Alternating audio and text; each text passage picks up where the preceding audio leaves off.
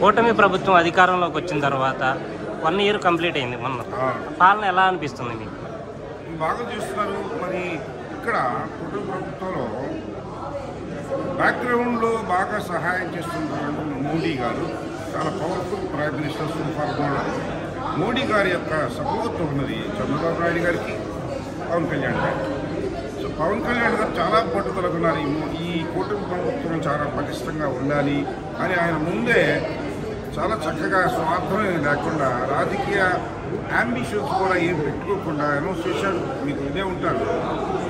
ఈ 5 సంవత్సరాలు మళ్ళీ వచ్చే 5 సంవత్సరాలు కూడా చంద్రబాబు నాయుడు గారి సీఎం. ఎంత నిస్వార్థత, ఎంత నిస్వార్థం, ఎంత దాన్ని ఏమంటారు పట్టుదలతో ఇది నిలబడాలి ప్రజల కోసం. గత ప్రభుత్వాలు ఏం చేసేనే దాని గురించి మనం మాట్లాడడం. ఇప్పుడు పవన్ కళ్యాణ్ గారి పట్టుదల, చంద్రబాబు నాయుడు గారి సమర్థత, ఎక్స్పీరియన్స్ ఉంది కదా, ఎక్స్పీరియన్స్ సమర్థత ఉంటుంది చేశారు ఆయన కంబైన్డ్ స్టేట్లో. సో ఆయన ఈ కూటమి కనుక నిలబడి ఉంటే ఇక్కడ అమరావతి అనేటువంటి గొప్ప రాజధానికి ఏర్పడుతుంది. పవన్ కళ్యాణ్ గారు దీనికి బాగా సహకరించే తీరులోనే ఉన్నారు. కానీ నేనేదో సీఎం కావాలి అనేటువంటి దురాశ అనకూడదు, కానీ ఆశలు కానీ అలాంటివి అనుకుంటున్నాను. ఎందుకంటే రాజకీయమైనటువంటి స్వార్థం ఆయన సొంత డబ్బులు ఖర్చు పెట్టారు. మనం వెళ్ళి ఏమండి మేము పార్టీ పండిస్తానే వద్దులేండి అలాంటి రాజకీయ నాయకుడు మనకి. ఆయన రాజకీయ నాయకుడు కానీ కాదు. ఈ ప్రజలకి, ఈ ఆంధ్రప్రదేశ్ ప్రజలకి కమిట్మెంట్తో వచ్చినటువంటి నాయకుడు ఆయన. స్వార్థమైనటువంటి నాయకుడు, సొంత డబ్బులు ఖర్చు పెట్టే నాయకుడు. ఆయనకి తోడుగా మనకి సమర్థుడైనటువంటి బాగా ఎక్స్పీరియన్స్ ఉన్న చంద్రబాబు నాయుడు గారు, వీళ్ళిద్దరికి సపోర్ట్ పైన మోడీ గారు. సో ఈ కూటమి ప్రభుత్వం ఇలాగే ఉండాలనేది పవన్ కళ్యాణ్ గారి కోరిక, అందరి కోరిక. ఎందుకంటే అందరి మంచి కోసం జరగవలసిన అమరావతి అనేటువంటి క్యాపిటల్ బాగా రావడం కాకుండా ఆంధ్రప్రదేశ్లో కొత్తగా ఏర్పడిన ఆంధ్రప్రదేశ్లో ఇది రావాలి, విద్యా సంస్థలు, ఇండస్ట్రీస్ రావాలి, పరిశ్రమలు రావాలి, ఉద్యోగాలు రావాలి. సో ఆర్థిక వాళ్ళు పనిచేసేది ఆ ఆలోచన ఉంది కాబట్టి పవన్ కళ్యాణ్ గారు ఆ నిర్ణయం ఇచ్చారు. అది ఎవరైనా అనౌన్స్ చేస్తారంటే ఇంకో 10 ఏళ్ళు కూడా చంద్రబాబు నాయుడు గారి సీఎం సీఎంగా కోరుకుంటారు. కానీ ఇంకా రాజకీయంలో ఉన్నవాళ్ళు అది కూటమి ప్రభుత్వం ఏర్పడిన తర్వాత సీఎం హోదాలో ఉన్న చంద్రబాబు నాయుడు కానీ అలాగే ఇతర మంత్రులు కానీ ఈ రోజున పార్టీ పెట్టి 40 సంవత్సరాల నా రాజకీయ అనుభవంలో ఇంత మెజారిటీ ఎప్పుడూ రాలేదు. ఈ మెజారిటీ రావడానికి కారణం పవన్ కళ్యాణ్, ఆయన వెనుక ఉన్న కాపు సామాజిక వర్గం అని చాలామంది ప్రజల అభిప్రాయం. అదే మాటలు చంద్రబాబు గారు అన్నారు. ఓకే, ఇప్పుడు ఈ ప్రభుత్వంలో కాపులకి సముచిత స్థానం కల్పించారని అనుకోవచ్చా? న్యాయం జరుగుతుంది అనుకోవచ్చా? రాజకీయాల గురించి నాకు బాగా తెలియదండి. నేను ఇండస్ట్రీస్ని, మెకానికల్ ఇంజనీర్ని, ఇండస్ట్రీస్ని ఎప్పుడు రాజకీయాలకు ఒక్కసారి వచ్చాను. చిరంజీవి గారు, అల్లు అర్జున్ గారు పిలిస్తే ఆ ప్రజారాజ్యంలో కంటెస్ట్ చేసి చూశాను. రాజకీయాలు ఎలా ఉంటాయో కొద్దిగా అలా రుచి చూశాను. అది కొద్దిగా కష్టమైన, చాలా కష్టమైన లైన్ నాలాంటి వాడు. కానీ ఇప్పుడు మీరు అడిగారే, మీరు అడిగిన ప్రశ్న ఒకసారి చెప్పడం అంటే కాపులకి సముచిత స్థానం. సముచిత స్థానం అంటే ఏంటి? బీటెక్ పాస్ అయితేనే మెకానికల్ ఇంజనీరింగ్ ఉద్యోగం. అలాగే ఒక ఎలక్షన్లో నీకు సీట్ ఇస్తాం, ఈయనకి సీట్ ఇస్తాం. ఏ ఎలక్షన్లో ఈరోజు డబ్బులతో అందరికీ తెలిసిన విషయం. కాబట్టి నారాయణరావు గారు మీరు ఒక 25 కోట్లు ఖర్చు పెట్టగలరా, ఈ సీటు తెచ్చుకోగలరా అని నారాయణరావు గారు నా వల్ల కాదండి. మరి ఆయనకి సముచిత న్యాయం చేయాలి కాబట్టి అని చెప్పేసి ఆయనకి సీట్ ఇచ్చారనుకోండి కూటమి ప్రభుత్వం, కూటమి లేదు. మరి ఆయన కంటెస్ట్ చేయని అన్నాడుగా, ఎక్కడ దొరుకుతుంది మీకు? దీనికి మంచి ఎగ్జాంపుల్ చెప్తాను. మీరు అడిగిన ప్రశ్నకి చాలా మంచి ప్రశ్న ఇస్తారు. పవన్ కళ్యాణ్ గారు అందులో 45 సీట్లు 55 సీట్లు కావాలి కూటమిలో అని అంటే ఆయన 24 సీట్లే తెచ్చుకున్నాడు. ఎందుకని? ప్రాక్టికల్ మ్యాన్ ఆయన అన్నాడు కూడా. అందరూ విమర్శించారు, ఓ 40 50 సీట్లు కాపులకు కావాలి, మాకు కావాలి, నేను కోరుకుంటాను. కానీ ఆయన చెప్పిన పాయింట్ కరెక్ట్. ఏం చెప్పాడు? అయ్యా చేస్తాను సీట్. మరి క్యాండిడేట్స్ ఏంటి? డబ్బులు ఖర్చు పెట్టే క్యాండిడేట్స్ అందుకని పెట్టారు. ఆయన సీట్లు అన్ని కాపులకి ఇవ్వకపోవచ్చు, ఇచ్చిన కాపులకైనా. కానీ మీరు కాపుల గురించి మాట్లాడుతూ నేను కాపుల గురించి మాట్లాడుతున్నాను. ఇచ్చిన క్యాండిడేట్స్ కానీ ఎంతమంది కాపులు డబ్బులు ఖర్చు పెట్టగలరు? ఇంకో మాట, కనీసం కార్యకర్తలు భోజనాలన్నా పెట్టగలరా అని అడిగాడు ఆయన. అంటే చూశాడు ఫీల్డ్ లెవెల్ కింద నుంచి చూశాడు, ఆయన ఫీల్డ్ లెవెల్ నుంచి చూశాడు ఏంటి వీళ్ళ ఆర్థికమైనటువంటి శక్తి సామర్థ్యాలు ఏంటి, అవి లేబుల్స్ అనేది ఆయనకి. అందువల్ల ఓ 50 సీట్లు తెచ్చుకొని ఓ 15 సీట్లు పోగొట్టుకొని జనసేన పార్టీ పొందుకోకుండా చక్కగా 24 తెచ్చుకొని 3 దానం చేసేసాడు బీజేపీకి, 21 పక్కన గెలిచాడు. అది మెథడ్ ఆలోచన సార్. ఇప్పుడు అది మెథడ్ ఆలోచన. ఎందుకంటే నీ శక్తి అంటే నీకు తెలియదు, నీ జేబులో ఎంత డబ్బు ఉందో నీకు తెలియదు. దాన్ని బట్టి మనం వెళ్ళాలి. 5 స్టార్ హోటల్కి వెళ్ళాలా, 4 స్టార్ హోటల్, 3 స్టార్ హోటల్కి వెళ్ళాలి. ఏమి డబ్బులు లేకుండా పోయి 5 స్టార్ హోటల్లో కూర్చోండి ఎలాగండి? చేత ఇది సామాజిక వర్గాలు వేల కోట్లలో ఉన్నారు. వేల కోట్లు 100 కోట్లు కాదు, వేల కోట్లలో. ఒక ఎలక్షన్ కావాలంటే 100 కోట్లు ఖర్చు, 200 కోట్లు ఖర్చు పెట్టగలిగిన వాడు ఇక్కడ లేదు. అందుకే సముచిత స్థానం కావాలంటే సో దానికి సూటబుల్ క్వాలిఫికేషన్ ఈరోజు ఎడ్యుకేషన్ కాదు, డబ్బు ఖర్చు పెట్టగలిగిన శక్తి చెయ్యాలి అని కొట్టాలి. ఏది రాజకీయాలు రాదు, అదొకటే దాని డబ్బు ఖర్చు పెట్టని ఈరోజు ప్రజలు ఓట్లు వేస్తారు. అసలు అందరికీ తెలిసిన విషయం, నేను చెప్పాల్సిన పని లేదు. మరి డబ్బులు ఖర్చు పెట్టేవాడు నారాయణ గారు మీరు ఖర్చు పెడతారు, ఒక 25 కోట్లు మీకు సీట్లు ఇప్పిస్తాం, పవన్ కళ్యాణ్ గారితో రికమెండేషన్ లేదు, వామన్ ఆయన మళ్ళీ కలపట్టి చుట్టుపక్కల. అందుచేత రియలిస్టిక్గా ఉన్న పరిస్థితి అర్థం చేసుకుంటున్నారు. ఇన్ని కోట్ల మంది పేద ప్రజలు ఉన్నారు దీంట్లో,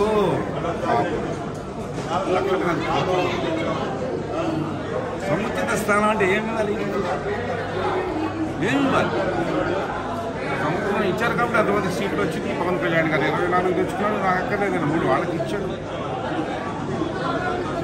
సముచిత స్థానమే వస్తుంది ఎప్పుడంటే నీకు అర్హత. నాకు ఉద్యోగం ఇవ్వండి అంటే నువ్వు బీటెక్ 4 సబ్జెక్టులు బ్యాక్లాగ్లు పెట్టుకొని నాకు ఉద్యోగం కావాలంటే ఎలా వస్తుంది?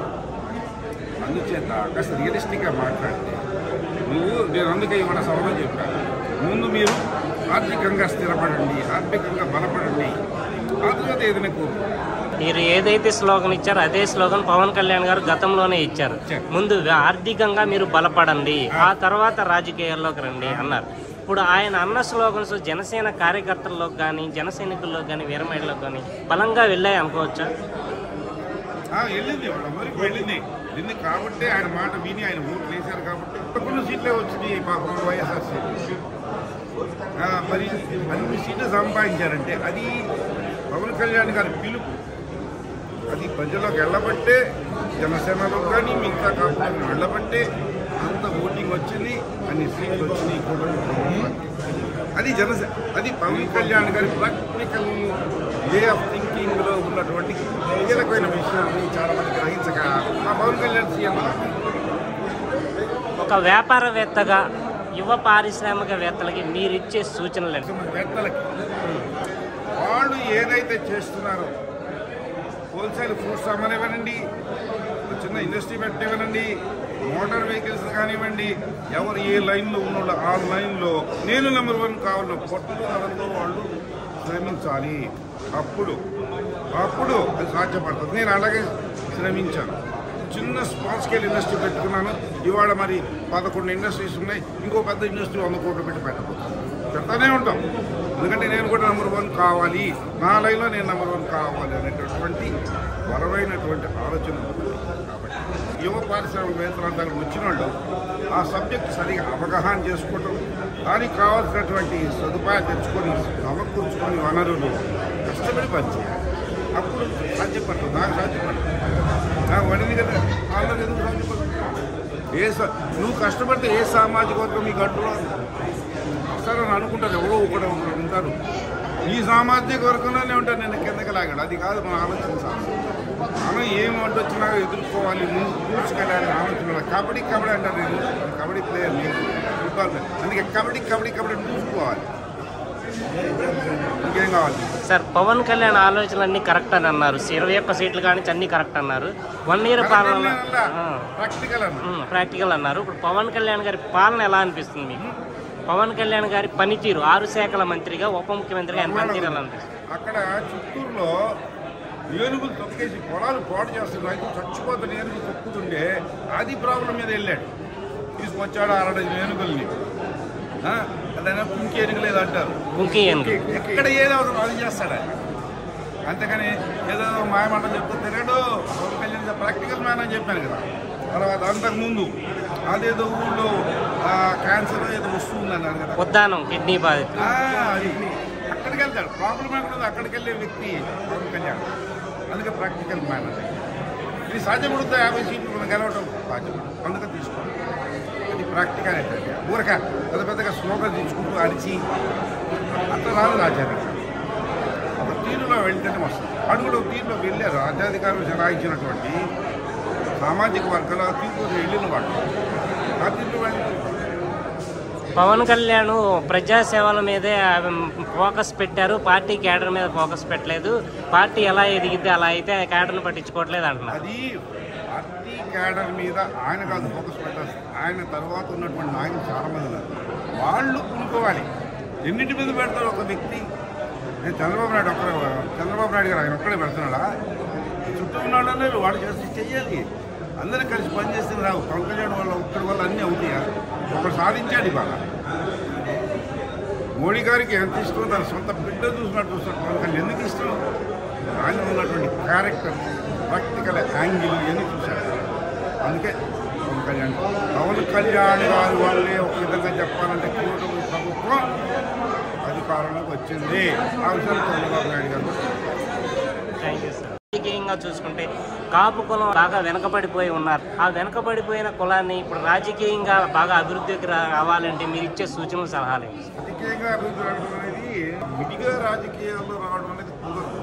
దానికి మనం అభివృద్ధి చెందినటువంటి రాజకీయాల్లో పరిపాలించినటువంటి రెడ్డి కులస్తులను కానీ అమ్మవారిని కానీ మనం చూసినప్పుడు వాళ్ళు ఆల్రెడీ బాగా చదువుకున్న వాళ్ళు కొంతమంది, బాగా సంఖ్యాబలం తక్కువ ఉన్నప్పటికీ వ్యాపారాలు పెట్టి కానీ, ఇండస్ట్రీలు పెట్టి కానీ, ఇతర దేశాలకు వెళ్ళి కానీ బాగా డబ్బు సంపాదించారు. అందువల్ల రాజకీయాల్లో నిలదొక్కుకోవాలంటే డబ్బు అనేది చాలా ముఖ్య పాత్ర వహిస్తుంది. అందువల్ల నేను కూడా కాపు సామాజిక వర్గానికి సలహా ఇవాళ మాట్లాడింది కూడా, మీరు మీ వృత్తుల్లో ఏ వృత్తైనా చేస్తూ ఉండండి. దాంట్లో నంబర్ 1గా ఉండటం కోసం ప్రయత్నం చేయండి. చేసి డబ్బులు సంపాదించండి. ముందు ఫస్ట్ ప్రైమరీ ఎడ్యుకేషన్, 2 డబ్బు సంపాదన. ఆ 2 అయిన తర్వాతే మరి ఎన్టీ రామారావు గారు వచ్చినప్పుడు వాళ్ళు రాగలిగారు. ఏమీ ఊరగా అటపడతారు సంపాదించింది కాదు, కష్టపడ్డారు. అదే రీతిలో మనం కూడా రావాలని కష్టపడ్డారు. కష్టపడించారు కాబట్టి ఒక డిసిప్లిన్, క్రమశిక్షణ ఉన్నటువంటి సామాజిక వర్గం. ఆ రోజుల్లోనే అమెరికాయలు బాగా చదువుతున్నారు, పొలాలమ్మి పిల్లలు చదివించారు.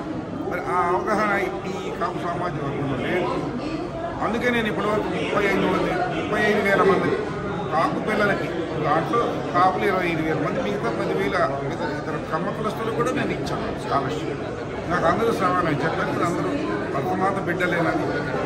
కాకపోతే కాపు కులం బాగా వెనకబడిన వాళ్ళు, పేదవాళ్ళు ఎక్కువ మంది ఉన్నారు కాబట్టి సహాయం అందించవలసిన బాధ్యత మా మీద. నేను చదువుకున్నాను, స్కాలర్షిప్ చదువుకున్నాను కాబట్టి స్కాలర్షిప్ ఇంపార్టెన్స్ నాకు తెలిసినంతగా చాలామందికి తెలియదు.